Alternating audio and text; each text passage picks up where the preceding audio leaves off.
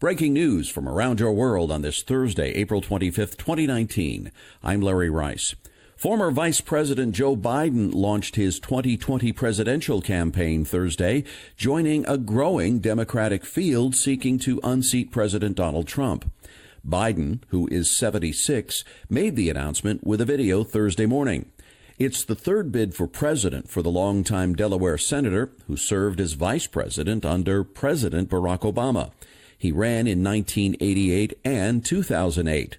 Biden strongly considered a run in 2016, but ultimately decided against it following the death of his son, Beau Biden, which took a great emotional toll on the family. If elected president, Biden would become the oldest at age 77 to attain the office. Biden's presidential quest comes with some controversy after several women accused him of inappropriately touching them. He posted a video acknowledging that social norms are changing and promised he would be much more mindful of people's personal space. Biden was awarded the Medal of Freedom, the highest civilian award in the United States, from President Obama in a surprise move during his final days in the White House in January 2017.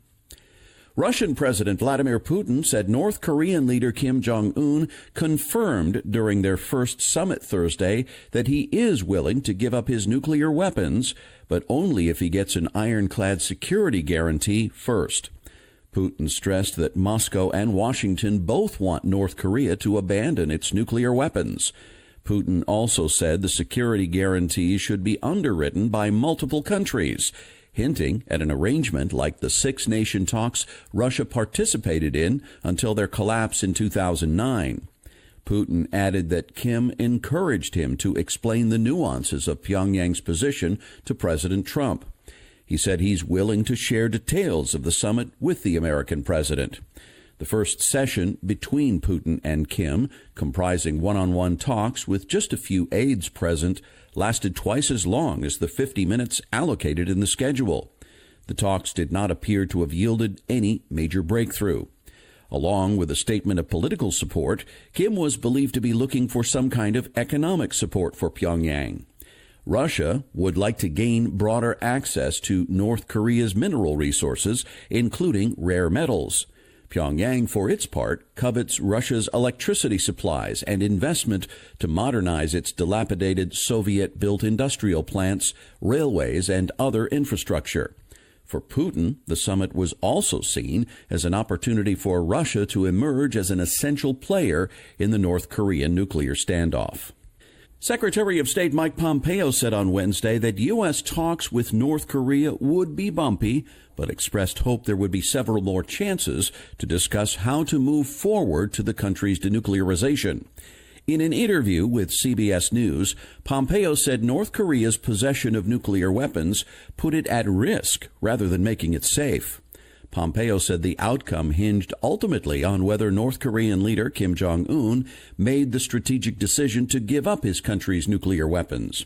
He said both sides had learned a lot from a second summit between Kim and President Trump in Hanoi in February, which broke down without agreement on the denuclearization demanded by the U.S. side and sanctions relief sought by the North Koreans. Pompeo said that in Hanoi, there was a lot more nuance to the conversation than just, hey, they had a position, we had a position, we walked away. The future of U.S. engagement with North Korea has appeared to be in limbo since the Vietnam summit, with no sign of direct contact between the two sides, although Pompeo has said they've discussed how to move forward. In the CBS interview, Pompeo brushed aside a call last week by a North Korea official for him to be replaced in talks by someone more mature, saying it had come from a mid-level guy. Pompeo said last week he would remain in charge of the U.S. negotiating team. Measles in the U.S. has climbed to its highest level in 25 years, closing in on 700 cases this year in a resurgence largely attributed to misinformation that is turning parents against vaccines. Dr. William Schaffner, a Vanderbilt University vaccine expert, said, "This is alarming." He said not only is measles dangerous in itself, but its return could mean other vaccine-preventable diseases seemingly consigned to the past may be coming back as well. The Centers for Disease Control and Prevention said 695 cases had been reported in 22 states this year as of Wednesday afternoon. That was up from 626 reported Monday and makes this the nation's worst year for measles since 1994, with 8 months still to go in 2019. There were 963 cases in 1994. Roughly 3/4 of this year's illnesses in the U.S. have been in New York State, mainly in 2 ultra-Orthodox Jewish communities in Brooklyn and suburban Rockland County. Most of those cases had been in unvaccinated people. The number of cases is likely to go even higher. Measles is highly contagious and can spread through the air when someone coughs or sneezes. And in recent days, Jewish families have been gathering for Passover meals. It can take 10 to 12 days for symptoms to develop. Those who have had measles are immune. The vaccine, which became available in the 1960s, is considered safe and highly effective, and because of it, measles was declared all but eliminated in the U.S. in 2000. But it has made comebacks since then, including 667 cases in 2014. Supporters of an independent Scotland will launch a new grassroots campaign Thursday ahead of a possible second referendum on secession from the United Kingdom, hoping to harness Scottish voters' anger over Brexit. Scots rejected independence in 2014, and support since then has remained stuck at around 45%, according to opinion polls. But Scots also voted to remain in the European Union in the 2016 Brexit referendum, in which England and Wales voted to leave. Under the crowd-funded initiative Voices for Scotland, which has some 100,000 supporters, clipboard-wielding activists will fan out across Scotland to try to boost support for secession to the 50-60% range. Maggie Chapman, one of the leaders of Voices for Scotland and also co-convener of the Scottish Greens, told Reuters, "I get the sense that we are in the death throes of the United Kingdom, that it is a very unstable construct." The launch comes a day after Scotland's First Minister, Nicola Sturgeon, said the country would start preparing for a second referendum on independence before May 2021 without permission from London because of Brexit. Britain is mired in political chaos after Parliament rejected 3 times the withdrawal deal negotiated by Prime Minister Theresa May and other EU leaders, and it is still unclear when or even if it will leave the bloc. Facebook says it expects a fine of up to $5 billion from the Federal Trade Commission, which is investigating whether the social network violated its users' privacy. The company set aside $3 billion in its quarterly earnings report Wednesday as a contingency against the possible penalty, but noted that the matter remains unresolved. The one-time charge slashed Facebook's first quarter net income considerably, although revenue grew 26% in the period. The FTC has been looking into whether Facebook broke its own 2011 agreement promising to protect user privacy. Investors shrugged off the charge and sent the company's stock up more than 9% to almost $200 a share in after-hour trading. Facebook has had several high-profile privacy lapses in the past couple of years. The FTC has been looking into Facebook's involvement with the data mining firm Cambridge Analytica scandal since last March. That company accessed the data of as many as 87 million Facebook users without their consent. In addition to the FTC investigation, Facebook faces several others in the U.S. and Europe, including one from the Irish Data Protection Commission and others in Belgium and Germany. Ireland is Facebook's leading privacy regulator for Europe. The FTC is also reportedly looking into how it might hold CEO Mark Zuckerberg accountable for the company's privacy lapses.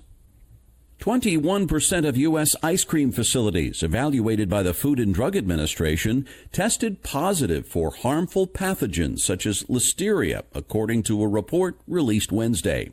The FDA inspected 89 facilities in 2016 and 2017, after some 16 recalls over the course of the 3 previous years. Of the 89 establishments tested, the FDA detected Listeria monocytogenes at 19 facilities and Salmonella at 1. The results of the testing resulted in 3 recalls and the implementation of safety plans to prevent future contamination. The International Dairy Foods Association said that since the FDA testing took place, significant changes have occurred industry-wide to prevent contaminations.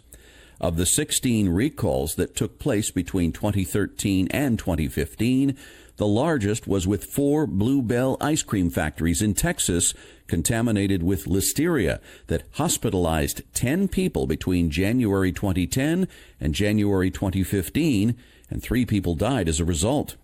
Listeriosis can cause fever, muscle aches, headaches, stiff neck, confusion, loss of balance, convulsions, diarrhea, and gastrointestinal symptoms. Salmonella, meanwhile, is a bacterial infection that can cause fever, diarrhea, nausea, vomiting, and abdominal pain. In serious cases, the disease can cause arterial infections, endocarditis, and arthritis. Tesla CEO Elon Musk had prepped Wall Street for a first quarter loss, but analysts were still stunned by its size. $702.1 million, among that company's worst quarters in the past 2 years. The net loss was more than double what analysts had predicted, as Tesla's sales slumped 31% for the quarter, a loss of $4.10 per share. Musk said demand for Tesla's Model S, X, and 3 is returning to normal in the second quarter after the company delivered only 63,000 vehicles from January through March. He predicted another loss in the second quarter, but said Tesla would be back in the black in the third quarter. The first quarter loss came after 2 consecutive profitable quarters, the first time that's happened in Tesla's 15-year history.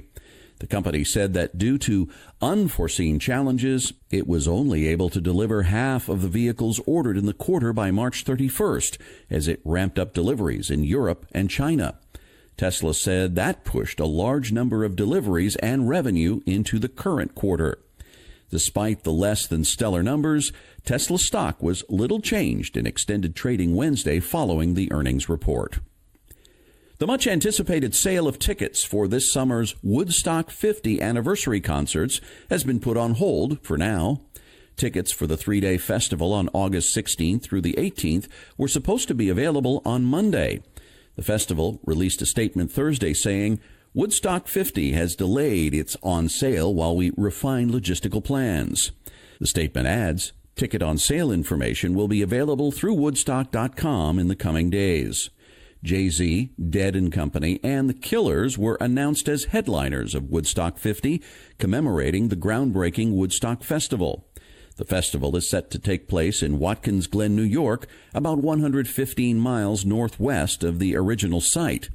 The event is separate from an anniversary concert planned at the site of the original festival that took place in 1969.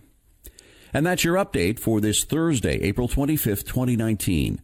I'm Larry Rice. Thanks so much for listening, and I hope you have a wonderful day.